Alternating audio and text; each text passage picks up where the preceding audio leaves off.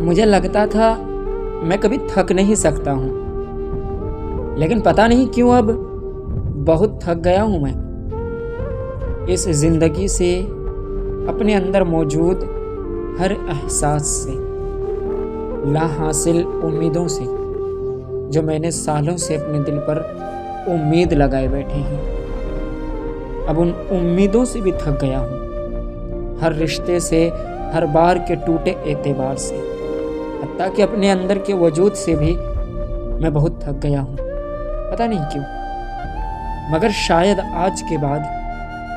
کبھی کسی کو ویسا نہیں ملوں گا میں جیسے پہلے ہوا کرتا تھا۔ اس زندگی نے یار